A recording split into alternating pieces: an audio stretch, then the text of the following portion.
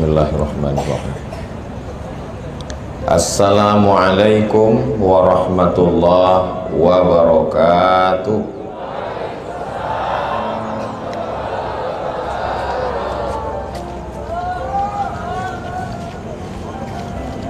Kalau Tuhan berburu balam,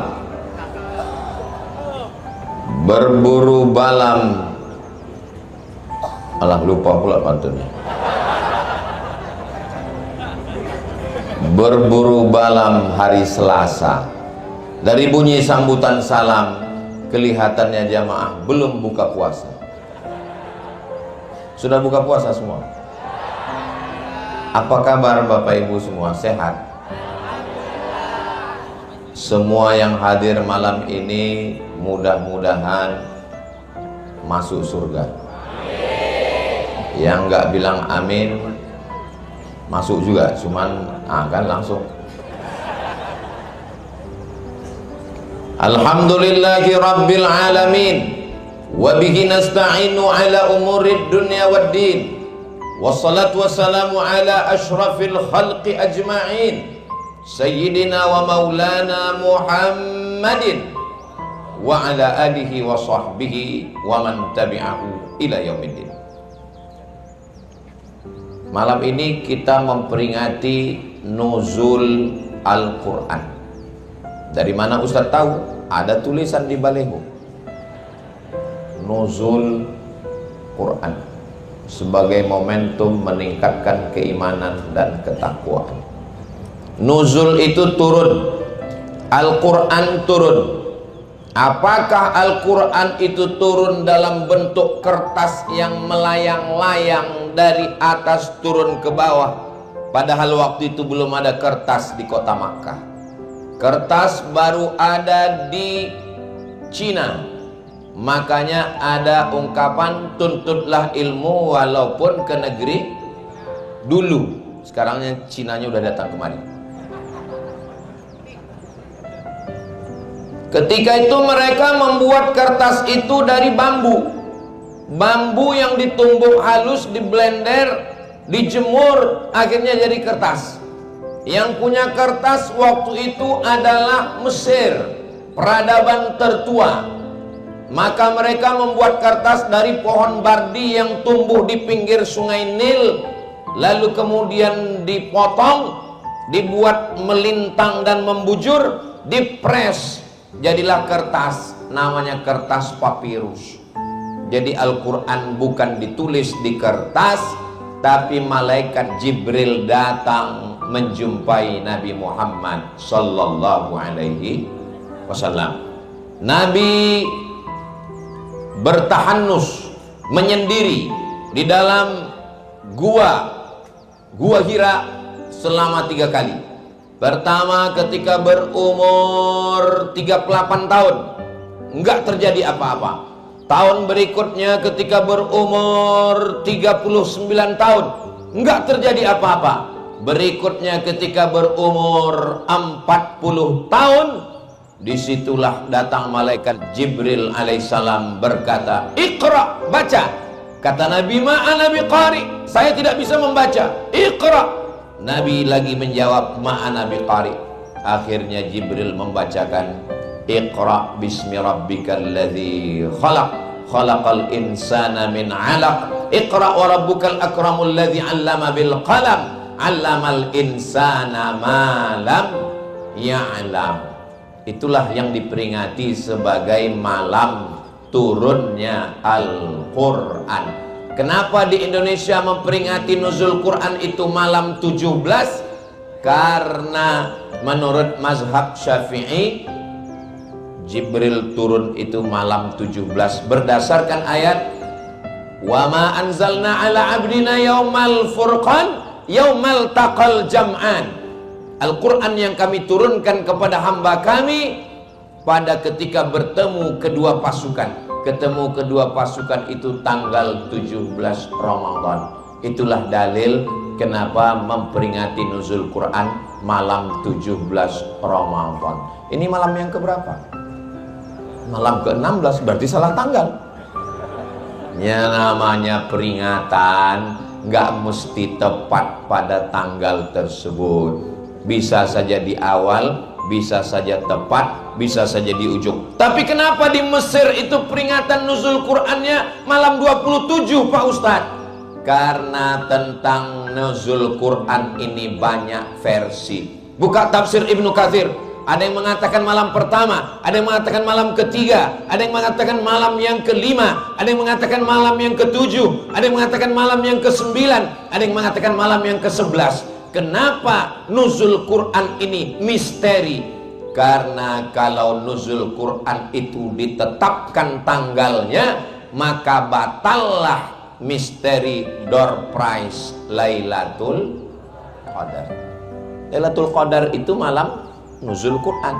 Jadi kalau malam nuzul Quran itu dapat dipastikan malam 17, maka di malam yang lain masjid akan kosong semua, karena semua sudah dapat Lailatul Qadar.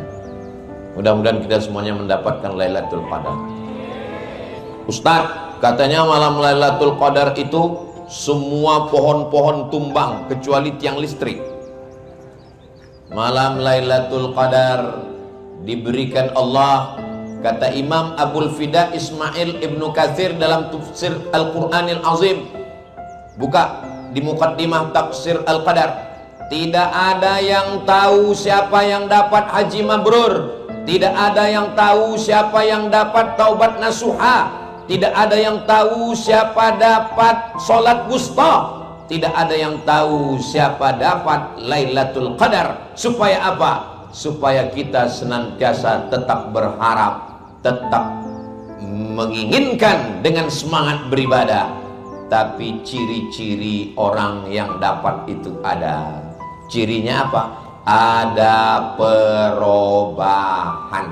Mudah-mudahan setelah Ramadan ini kita ada perubahan, insya Allah. Amin. Alhamdulillah Pak Ustadz, suami saya setelah Ramadan ini ada perubahan. Apanya berubah? Berat badan. Bapak Ibu yang dimuliakan Allah Subhanahu wa Ta'ala, sebelum Ramadan, sebelum Lailatul Qadar, pelit, bin bakhil, bin medit, bin kikir, bin apa lagi, dan seterusnya. Setelah Ramadan, dulu sebelum Ramadan pelit Pak Ustadz, kalau lewat kotak sedekah 2000. Setelah Ramadan orangnya dermawan. Berapa? 2.500. Saudara yang dimuliakan Allah Subhanahu wa Ta'ala, mudah-mudahan Ramadan kita ini lebih baik daripada tahun sebelumnya, insya Allah. Amin ya Rabbal Alamin. Nah, setelah saya jelaskan tentang nuzul Quran, sekarang kita bahas apa isi Al-Quran itu. Al-Quran itu isinya banyak. Malam ini saya ringkaskan dalam 5 poin. Loh, tadi malam siapa yang ceramah? Ustaz Somad. Apa isinya? Isi Al-Quran. Berapa kata dia isi Al-Quran? 5. Isi Al-Quran itu banyak. Kenapa cuma 5? Efisiensi.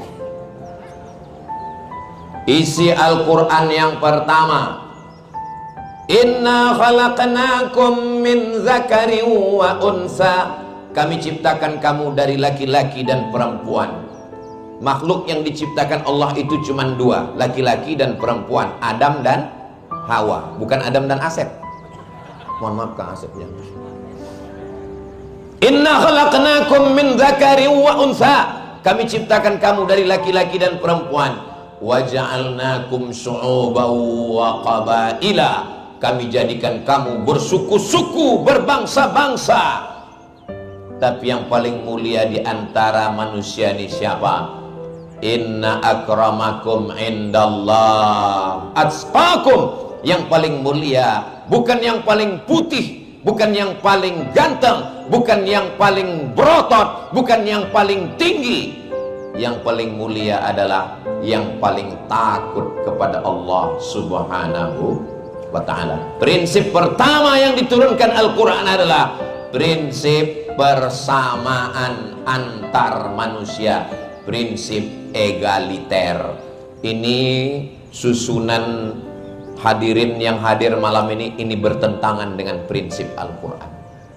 Ada yang di atas kelas VVIP, very very important person. Ada yang di bawah kelas VIP, di belakang itu kelihatannya kelas ekonomi. Bukan begitu maksudnya. Jangan nanti setelah pulang Ustaz Somad itu cuma pandai ceramah, ngomong aja. Katanya Al-Quran itu prinsipnya persamaan manusia, tapi kenapa dia di atas? Dia pakai pentas, karpetnya 2 lapis, duduk lagi di atas kursi, berdampingan dengan Pak Nurdin Khalid, dengan jenderal-jenderal di atas, dengan alim ulama. Itu bukan saya yang minta, panitia yang buat. Saudara yang dimuliakan Allah Subhanahu wa Ta'ala, yang berdiri di atas, yang paling tinggi, yang pakai karpet 2 lapis, yang dimuliakan, yang pisang dan buah-buahnya lebih banyak, belum tentu lebih mulia daripada yang di ujung sana di atas plastik yang basah kena hujan. Boleh jadi yang di sana lebih dulu masuk surga daripada Ustaz Somad. Betul? Malah diaminkan. Memang susah ya ngomong sama orang jujur. Apalah salahnya kalian pura-pura diam waktu saya ngomong gitu tadi? Memang kadang jujur ini menyakitkan memang. Kalaupun jujur, jaga juga perasaan saya. Saudara yang dimuliakan Allah Subhanahu wa Ta'ala, ketika Nabi Muhammad sallallahu alaihi wasallam masuk ke kota Makkah, dibersihkan Ka'bah dari 360 patung berhala, dari batu, dari kayu, dari besi, dari emas, dari perak, bersih semuanya. Lalu kemudian yang diperintahkan naik ke atas Ka'bah mengumandangkan azan, Allahu Akbar, Allahu Akbar. Yang azan bukan Ali bin Abi Thalib, yang azan bukan Abu Bakar Siddiq, yang azan bukan Umar bin Khattab. Yang azan adalah, jangan kemana-mana, kita teruskan setelah yang satu ini. Gitu kalau live masuk TV. Yang azan adalah Bilal bin Rabah. Kenapa Bilal bin Rabah? Karena kalau yang naik ke atas Ka'bah itu Abu Bakar, dia mertua Nabi, dia Quraisy, dia Arab, berkulit putih. Kalau yang naik ke atas Ka'bah itu adalah Sayyidina Ali, dia sepupu Nabi, dia menantu Nabi, dia suami dari Fatimah Az-Zahra. Tapi yang naik ke atas adalah seorang budak, hamba sahaya, berkulit hitam dari Afrika, miskin. Dialah yang diangkat Nabi derajatnya. Nabi manggil Bilal, Bilal, ta'al. Ada apa ya Rasulullah? Sami'tu dafan 'alaika baina yadayya fil jannah. Aku dengar suara gesekan sendalmu dalam surga. Bilal masih di dunia, tapi suara gesekan sendalnya sudah terdengar dalam surga. Apa amalmu hai Bilal? Kata Bilal, saya tidak pernah meninggalkan sholat 2 rakaat setelah wudhu. Bagi yang belum melaksanakan, nanti malam bangun, ambil wudhu, sholat sunat wudhu 2 rakaat. Bagi yang pakai usolli, usolli sunnatal wudhu. Bagi yang nggak pakai usolli, nggak pakai usolli, sunnatal wudhu. Ya nggak pakai usolli, niatnya dalam hati. Bilal bin Rabah yang berkulit hitam, budak miskin hamba sahaya, sendalnya lebih dulu masuk surga daripada orang yang berkulit putih, yang ganteng, yang mancung, yang hebat, yang kaya, yang berkuasa. Makanya nanti kalau ada yang pulang ini sendalnya hilang, jangan berkecil hati, mungkin sudah masuk surga duluan. Saya pula yang cemas. Udah kalian jaga.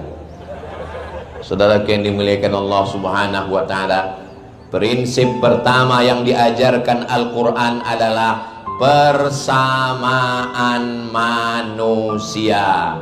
Itu terlihat dalam prinsip sholat.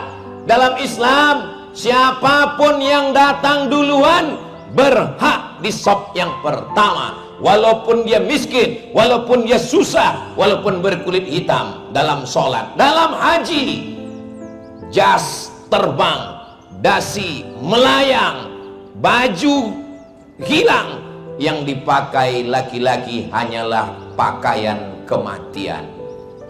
1 kain di bawah, 1 kain di atas.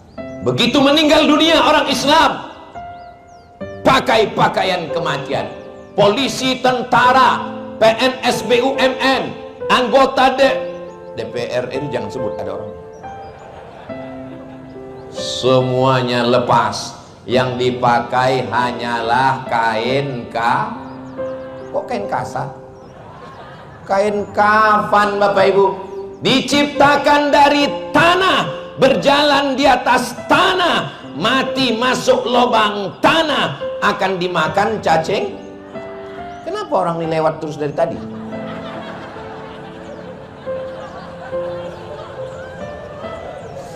Apa yang dimuliakan Allah Subhanahu wa taala? Ustaz Somad, kalau memang manusia ini sama, asalnya dari tanah, kenapa sifatnya beda-beda? Ya sesuai dengan tanah. Itu teman saya itu semua beban hidupnya ditimpakan ke saya, berarti dia dari tanah longsor.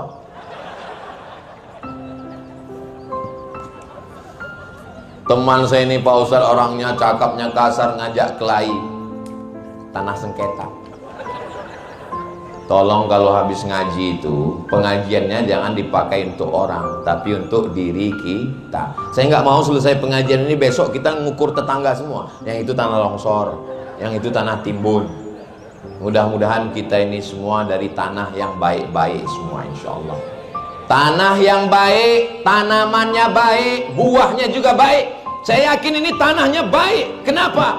Karena saya lihat tanamannya baik dan buahnya juga baik. Ustaz tahu dari mana? Tuh kelapanya lebat.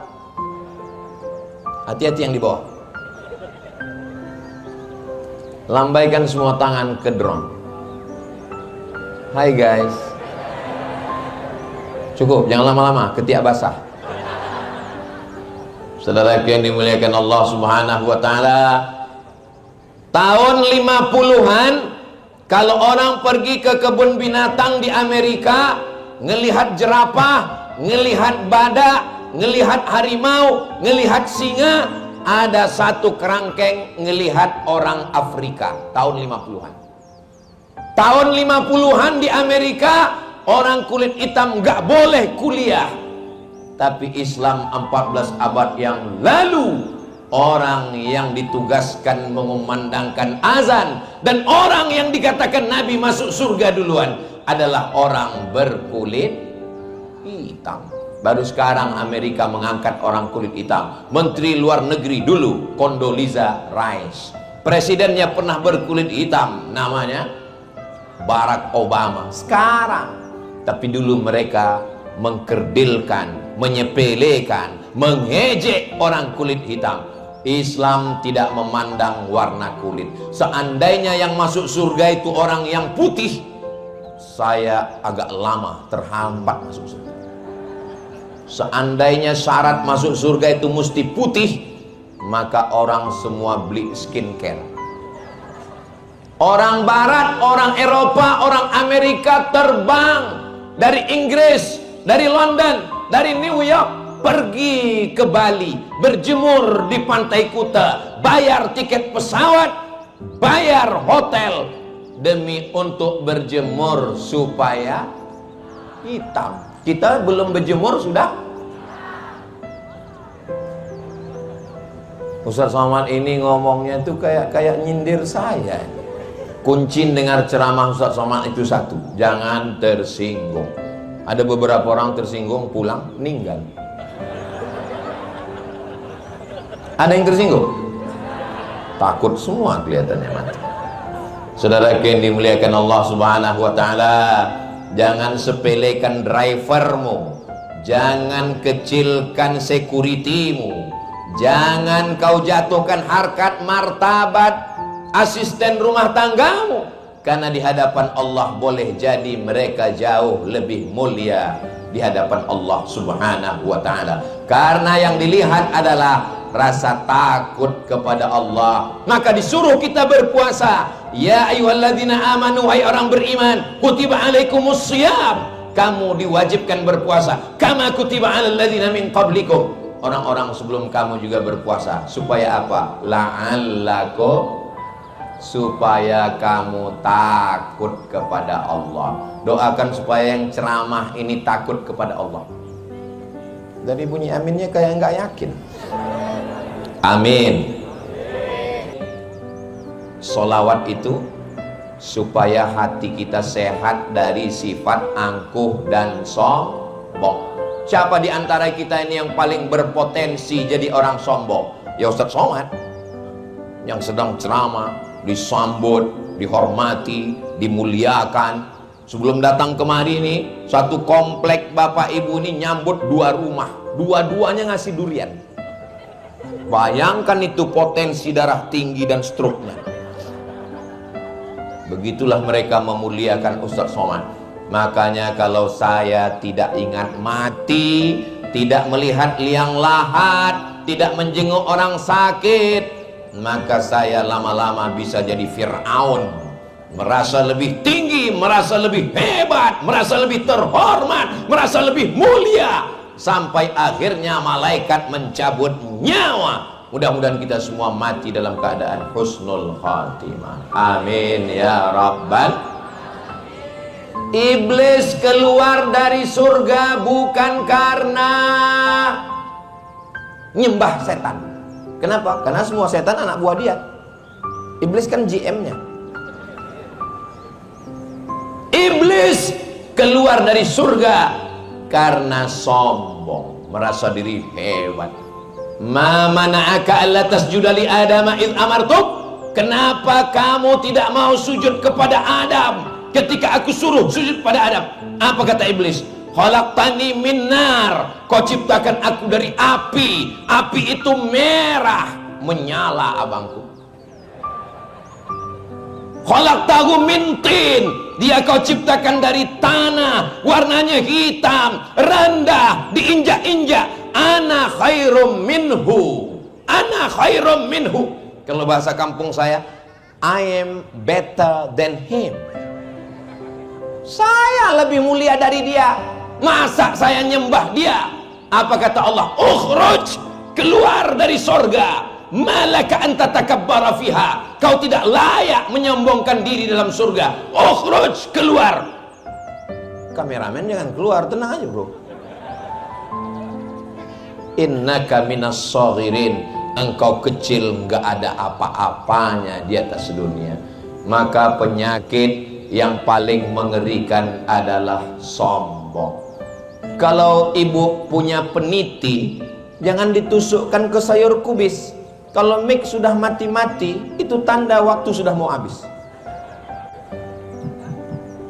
Jelas suara saya? Alhamdulillah.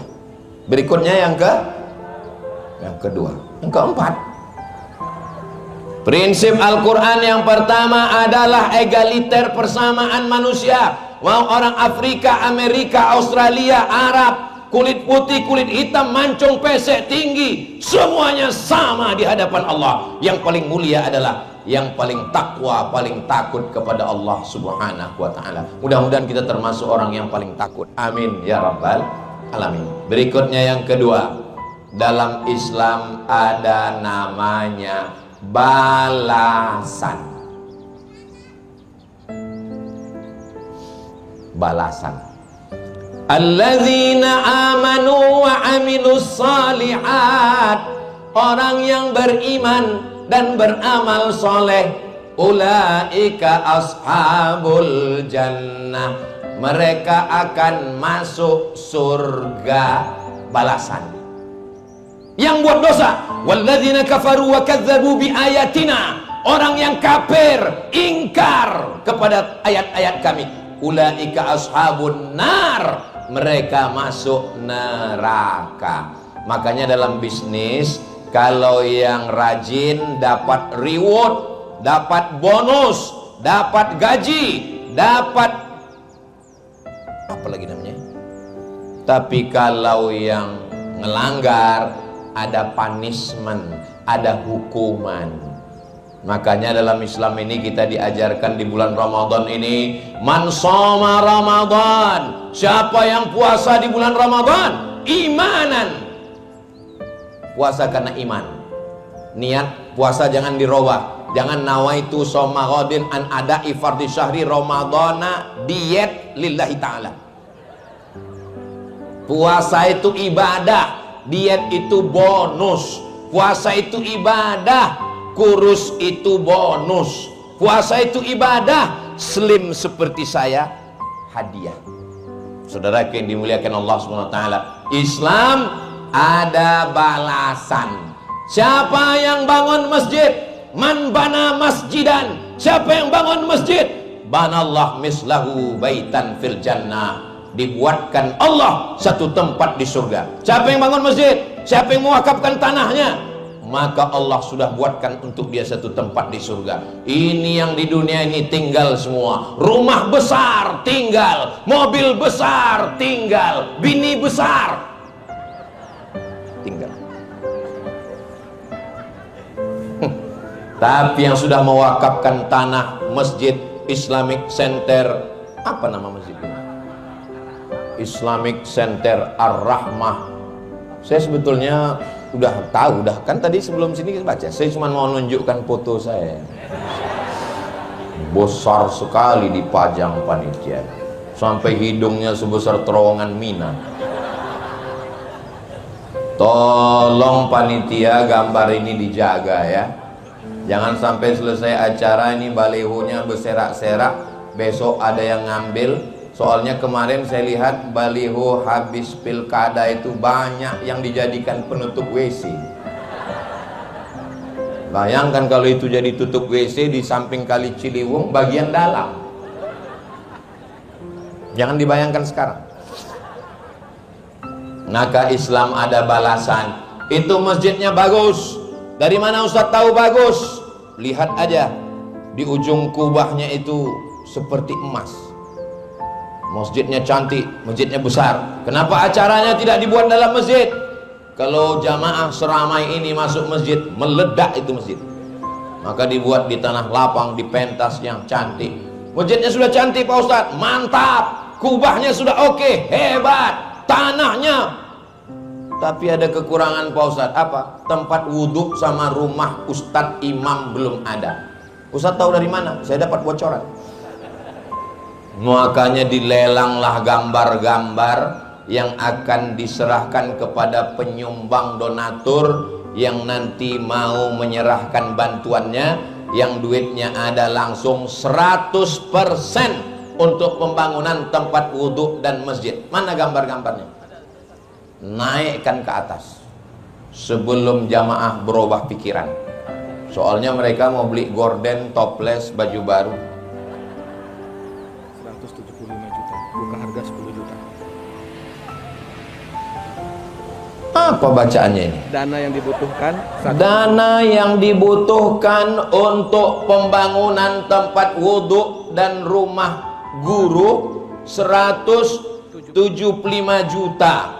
Dibuka harga satu gambar ini 10 juta. 17 orang cincai selesai. Masya Allah. 1, 2, 3, 4, 5, 6 selesai. Sebetulnya akadnya wakaf, gambarnya ini sebagai hadiah. Jadi nanti yang berwakaf buka harga 10 juta, diserahkan Ustadz Somad ke atas, dipoto, ditandatangani Ustadz Somad, dan Ustadz Somad 17 kali senyum. Saya minta tolong 10 jari saya angkat, 11 dengan kepala. Tolong kalian beli ini. Kalau enggak, hilang kali harga diriku malam ini. Saudara yang dimuliakan Allah, saya kasih kalian waktu berpikir sementara saya ceramah terus. Saudara yang dimuliakan Allah Subhanahu wa ta'ala, berikutnya adalah yang ketiga. Yang pertama, Islam mengajarkan persamaan manusia. Yang kedua, dalam Islam ada balasan buat baik, namanya surga. Balasan yang tidak baik namanya neraka. Ada reward, ada bonus, tapi juga ada punishment dan hukuman. Itu di akhirat nanti. Yang ketiga, ada hukuman di dunia. An-nafsu, siapa yang membunuh, hilangkan nyawanya. An-nafsu bin nafsi, pembunuh hukum mati.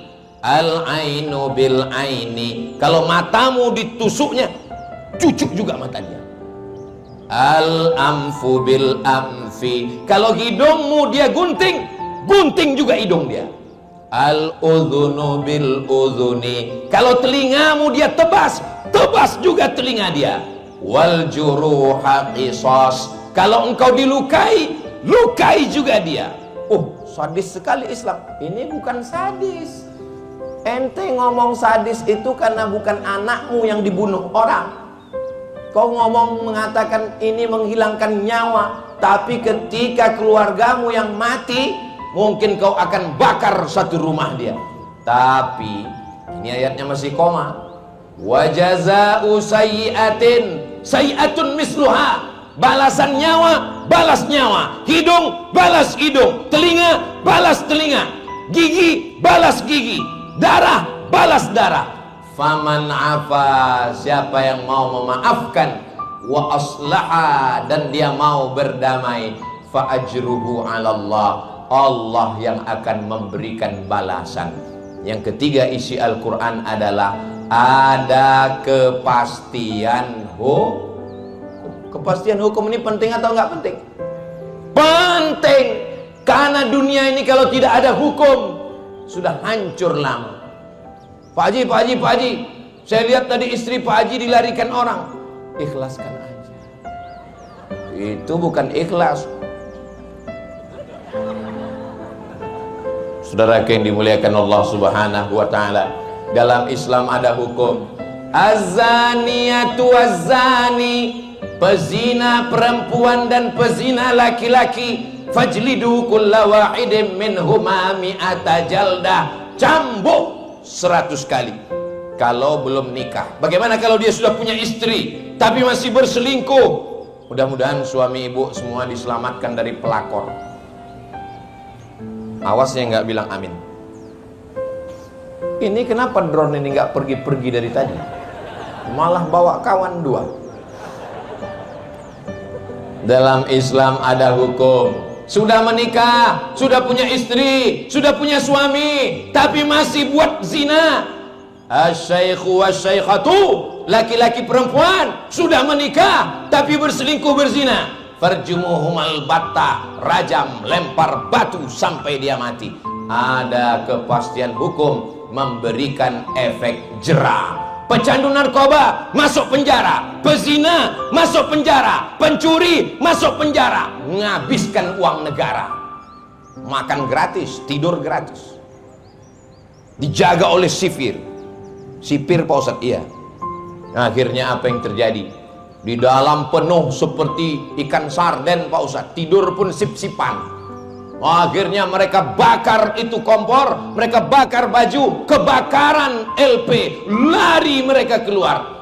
Islam memberikan kepastian hukum, tidak bisa ditawar-tawar. Datang seorang perempuan namanya Fatimah, nyuri, potong tangan. Lalu Nabi di lobi, ya Rasulullah, ini anak kepala suku, bagaimana kalau hukumannya diringankan? Marah Nabi. Apa kata Nabi? Inna ahlaka man kana qablakum, orang sebelum kamu dibinasakan Allah gara-gara ini. Idza saraqa fihimud dhaif, kalau yang mencuri orang lemah, mereka tegakkan hukum. Tapi kalau yang mencuri orang kaya, kalau yang mencuri itu adalah anak pejabat, taroku, mereka tinggalkan. Lalu kemudian apa kata Nabi? Wallahi demi Allah, lau saraqat Fatimah binti Muhammad, seandainya Fatimah anak Muhammad yang mencuri, laqata'tu yadaha, saya sendiri yang akan memotong tangannya. Kalau mau Indonesia ini selamat, maka tegakkanlah kepastian hukum. Kenapa Cina itu berhasil memerangi korupsi? Langsung tembak mati, pam, mati. Belum sanggup bisa pakai nembak, pakai mercon aja dulu. Saudaraku yang dimuliakan Allah Subhanahu wa taala. Ini Ustaz Somad ini kalau ceramah ini keras sekali. Ini Ustaz Somad ini Ustaz radikal. Saya bukan keras, sound sistemnya mantap. Saya ini sebetulnya Ustaz yang sangat lembut. Kalau nggak percaya, belahlah dadaku. Akan kau temukan satu nama di sana. Nama siapa? Ya istri saya. Saudara yang dimuliakan Allah Subhanahu wa taala. Berikutnya yang pertama, tolong ingat baik-baik. Ini nanti akan masuk dalam UAS, ujian akhir semester. Yang pertama, persamaan manusia. Yang kedua ada reward dan punishment. Yang ketiga ada kepastian hukum. Yang kelima, yang keempat, saya sadar, cuman mau ngetes jamaah ini masih mau dengar ceramah atau enggak. Kalau dia masih mau dengar ceramah, seperti tadi jawabannya. Yang keempat Pak Ustaz. Tapi kalau dia udah enggak peduli, terserahlah Pak Ustaz, yang penting cepat pulang. Ini udah mau tidur, capek kali tadi 2-3 mangkok kolak masuk, udah mau tidur. Berikutnya yang keempat adalah bahwa dalam Islam diajarkan dunia hanya sementara. Dari mana kita datang? Dari alam ruh. Habis dari alam ruh kemana? Alam rahim. Dari alam rahim kemana? Alam dunia. Dari alam dunia kemana? Alam barzah. Dari alam barzah kemana? Alam akhirat, surga atau neraka. Rabbana atina fid dunya hasanah wa fil akhirati hasanah wa qina azab. Tapi jangan gara-gara ceramah ini Ustaz Somad bilang dunia ini sementara, kita akan mati, besok pagi semuanya molor. Pas ditanya sama istrinya, Mas kamu nggak kerja? Kita akan mati deh. Kalau ada suami besok yang nggak mau kerja alasannya karena mau mati, ibu jangan marah, ibu diam aja. Pas azan maghrib dia nanya, buka puasa kita mana dek? Kita akan mati mas. Memang dunia ini sementara, tapi orang Islam mesti menguasai bisnis, mesti punya duit banyak, mesti kaya raya, mesti menguasai politik. Tujuannya untuk apa? Untuk membeli gambar supaya bisa menebus. Ujung-ujungnya ke sini semua. Saya belum fokus ini sebelum kalian beli ini. Mana gambar itu lagi? Masih ada? Bawa semua ke sini, bawa. Orang ini mau siap-siap. 17 semua kan? Kita tengok ibu-ibu ini udah mulai. Biasanya kalau saya tausiah masalah penggalangan dana, itu biasanya panitia sudah turun membawa kotak, membawa ember, membawa sorban. Tapi ternyata di Islamic Center Ar-Rahmah ini nggak ada yang bawa. Kenapa? Karena di sini nggak pakai uang cash, langsung transfer banking. Anda ingin menyelesaikan pembangunan tempat wudhu dan rumah ustadz, segera transfer ke Islamic Center Ar-Rahmah. Nomor berikut. Tolong yang ini jangan diupload, nanti diisi orang nomor lain. Saudara yang dimuliakan Allah Subhanahu Wa Taala. QRIS-nya mana? QRIS. Letakkan di sini karena banyak yang mereka langsung banyak sekali Pak Ustaz. Istri Bang Cepi mau beli. Bang Cepi. Istri Bang Cepi mau membeli gambar di atas. Nanti habis saya jelas yang kelima Pak Cepi naik ke atas sama suaminya ke atas, baru kita foto dan tanda tangan bersama. Ini hujan dah mulai mau turun ini. Cepat sedikit kalian siapkan duit 175. Jadi yang keempat adalah bahwa Islam menyadarkan kita dunia ini sementara. Mana yang dulu kaya-kaya di Orde Lama mati semua. Presiden Soekarno meninggal dunia. Yang tinggal apa? Yang tinggal Masjid Istiqlal. Bung Karno yang bangun, mengalir tiap malam pahalanya. Tapi itu kan bukan pakai uang dia Pak Ustadz. Dia tidak bangun pakai uang dia, tapi pakai uang negara dengan ujung tanda tangannya. Habis Orde Lama, naik Orde Baru. Pak Harto 32 tahun berkuasa, hilang. Mana yang tinggal? Masjid Muslim Pancasila. Setiap kabupaten kota duit PNS dipotong, bangun masjid, mengalir pahalanya. Orang kaya mati, orang miskin lebih cepat, apalagi BPJS mati. Orang ganteng mati, orang jelek setengah mati. Pejabat-pejabat jangan, ada Pak Nurdin Khalid. Polisi dan tentara ada Pak polisi. Ustaz, astagfirullah. Apanya jamaah ini? Saudara yang dimuliakan Allah Subhanahu Wa Taala. Apa hikmah Al-Quran itu diturunkan Allah? Prinsip persamaan. Apalagi ada reward dan punishment hukuman. Apalagi bahwa ada kepastian hukum di dunia. Apalagi bahwa dunia hanya sementara, persinggahan.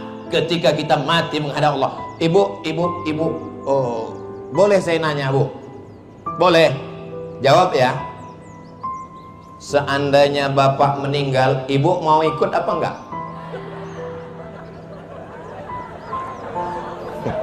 Surat tanah berganti dengan nama orang lain. Surat mobil STNK BPKB berganti dengan nama orang lain. Surat nikah berganti dengan nama brownies, brondong manis.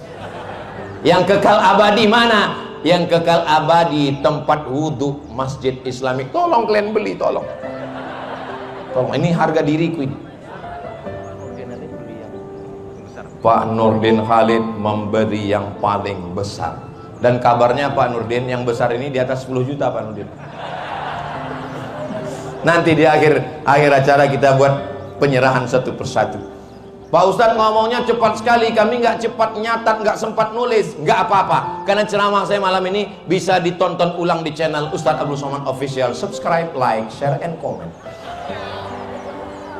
Berikutnya yang kelima, di Al-Quran itu banyak isinya doa-doa. Maka bacalah doa dari Al-Quran. Rabbana la tu'akhizna in nasina au akhtana, Rabbana wa la tahmil alaina isran kama hamaltahu ala alladhina min qablina, Rabbana wa la tuhammilna ma la taqata lana bih, wa'fu anna waghfir lana warhamna anta maulana fansurna alal qaumil kafirin. Ada doa Nabi Zakaria yang sebatang kara, nggak punya anak.